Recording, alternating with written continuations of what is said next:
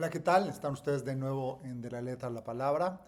Hoy les quiero platicar de un libro bien interesante que es el primer libro de uno de los autores más importantes del siglo XX.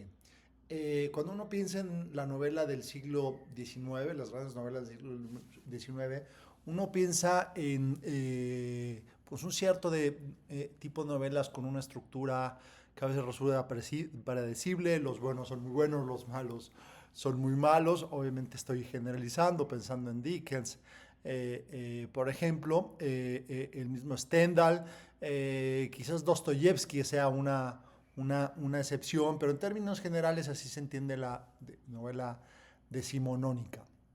Los seres son virtuosos, los villanos pues son reprobables, y los personajes pasan ya sea por destinos trágicos o por destinos que terminan de alguna manera accediendo a cierta justicia poética. Thomas Mann en 1901 publica Los Buddenbrook, que es su primera novela, que a primera vista pareciera que es una novela decimonónica. Es sobre una familia que tiene su ascenso, de alguna manera es una familia burguesa al siglo XIX, donde el honor, el nombre es muy importante, y bueno, narra sobre su ascenso desde cierto punto de vista y su caída y de alguna manera su extinción. Esta novela al principio no fue muy leída en realidad por su longitud. Sin embargo, bueno, poco a poco fue adquiriendo éxito y fue una de las novelas que lo llevó a ganar pues, el premio Nobel de 1919. En esta novela, en realidad, pasa precisamente lo contrario de todos estos paradigmas o arquetipos de la novela del siglo XIX y sus elementos a veces hasta costumbristas.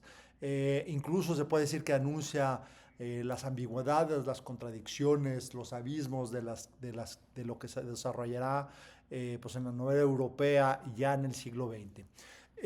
Su novela no viene propiamente por cuestiones formales o por experimentos, sino precisamente por, yo diría, la humanidad cotidiana e incluso hasta mediocre de sus personajes.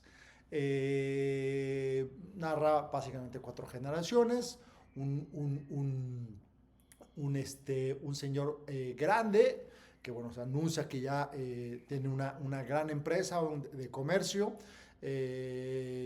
fundada por su padre. Después, bueno, pasa por sus hijos, la historia. Thomas, Anthony o Tori, que es una mujer, y Christian, que de alguna manera pues, son los personajes, esa generación es la principal en términos de longitud o de historias a lo largo de la novela. Y termina con el hijo de Thomas, que al final, pues bueno, no es en cualquier, Wikipedia o en cualquier reseña se sabe que pues con él muere, ¿no? Pero me parece que lo más interesante es precisamente la descripción de los personajes, este contraste que hace con precisamente las novelas del siglo XIX.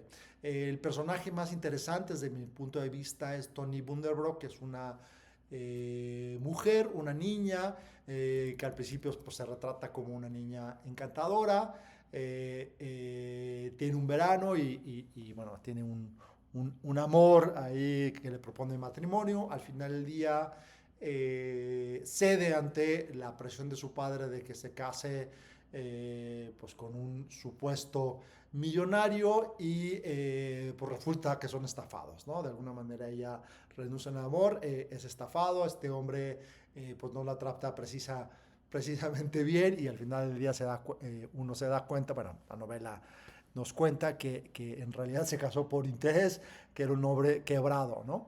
Eh, se logra divorciar, el padre se arrepiente, regresa a casa, tiene un segundo matrimonio con alguien de Múnich, del sur de Alemania.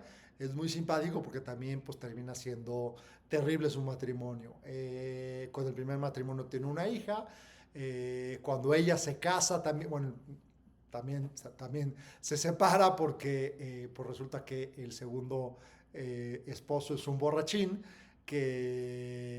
bueno, ahí hace vagancias, digamos, ¿no? Y ella avergonzada pues también regresa a su casa. Su hija del primer matrimonio también se casa y resulta que también el marido resulta ser pues alguien que hace un fraude y termina desapareciendo. Entonces, de alguna manera, de manera muy irónica, el narrador es en tercera persona, es una tercera persona, un narrador omnisciente, narra de manera irónica pues todos estos amores desgraciados o exitosos del siglo XIX, ¿no? Pero Tony Buddenbrook no es ninguna víctima, o en todo caso no es ninguna víctima inocente. Ella es completamente, está entregada completamente a la futilidad y a la banalidad del mundo. Estamos preocupados por el honor, es decir, por el nombre de la familia que por su propio interior. De alguna manera seduce al hermano para que seducir en el término pleno, que lo desvía un poco del camino de supuesta honestidad que tiene que tener un empresario para que entre a un negocio pues muy provechoso, medio abusivo, pero al final del día pues terminó siendo negativo. Comprar una cosecha con antelación, pero bueno, por un mal tiempo se echa a perder, ¿no? Y con eso entramos con el segundo de los hermanos, Thomas Buddenbrook. Pues de alguna manera es el que lleva al pináculo a la familia, termina convirtiéndose en senador, lleva a la empresa a grandes vuelos en términos económicos, se construye otra gran casa, se casa con una mujer más o menos hermosa y exitosa. Entonces digamos que plantea en principio la caricatura de un personaje exitoso, pero en el fondo también es un hombre egoísta que traiciona sus propios principios, y tiene una parte bien interesante porque hacia el final de su vida, bueno, termina ahí medio quebrado, hacia el final de su vida, pues resulta que pues es cornudo, se sugiere que es cornudo, entra en una crisis, no se dice literal en el libro. Thomas Mann fue influenciado por Schopenhauer. La novela se publicó en 1901, es relativamente reciente, como ustedes saben, o leído Schopenhauer de manera importante. Entonces, hacia el final de su vida, encuentra un libro de Schopenhauer, que es El mundo como voluntad de representación. Bueno, el nombre ahora lo olvidé exacto. Y de alguna manera tiene una crisis existencial, ¿no? Que lleva a ver precisamente eso, lo trivial de su existencia, etc. Y muere de manera ridícula. Va a un dentista, le tienen que sacar unas muelas, se resiste y a partir de ahí sale a la calle y cae, tiene un ataque y cae en el lodo en la calle. Entonces, de alguna manera, también una vida supuestamente muy exitosa termina pues hundida en el barro y muere, ¿no? El tercero de los hermanos se llama Christian, es un hermano o un personaje más interesante, porque es un desadaptado completamente, ¿no? Es un tipo que es incapaz de trabajar. Lo pintan como un medio bohemio, Thomas Mann lo pinta un poco como bohemio, pero también es un tipo bastante miserable que es incapaz de llevar una vida ordenada. Dejen en el mundo de los negocios, sino ni siquiera en ese mundo pseudoartístico en el que plantea. Tiene una serie de resentimientos muy importantes. Entonces plantean unos conflictos entre hermanos supuestamente muy felices, pero que están llenos de envidias entre ellos y con otras familias, un montón de contradicciones.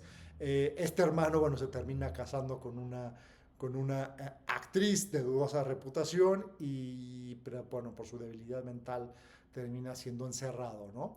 El último de los Buddenbrook es Hanno, hijo de Thomas, un personaje más interesante, aunque en longitud y en desarrollo la verdad es que ocupa la última parte y no es tan importante. Es un personaje interesante porque no sigue los pasos del padre, que se esperaba, de hecho se parece más al tío, con una profunda pasión por la música. La novela está llena de música y de alguna manera anuncia lo que serán las novelas tardías, o bueno, más adelante de Thomas Mann, sobre todo Doctor Faustus, que que pues no es una novela, es un verdadero tratado de música, ¿no? De manera extraordinaria. También es un tipo desadaptado, se habla de su niñez y su temprana adolescencia.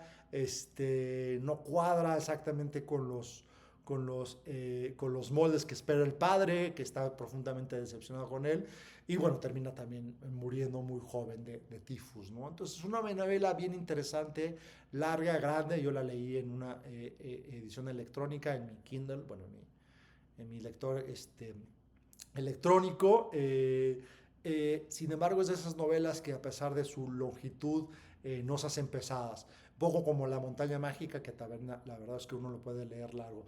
El Doctor Faustus es una novela un poco más pesada por esas hojas y hojas de reflexión sobre música. No, este libro es bastante amigable en ese sentido. Sin embargo, no por ser amigable es sencillo. Tiene una profundidad y una ironía importante. Entonces, bueno, pues nada, la recomendación es que lean Los Buddenbrook. Es una novela bien interesante, de nuevo, que anuncia un montón de cosas, de las contradicciones de un mundo por venir, y de alguna manera retrata el siglo que acaba de pasar.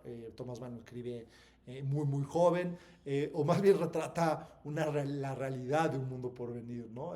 No está idealizado, perdón, un mundo recién muerto, no está idealizado, este tipo de familias, y retrasa esa profundidad y esa serie de conflictos psicológicos que son características de las novelas de Mann. Vale mucho la pena leerlo, se los recomiendo.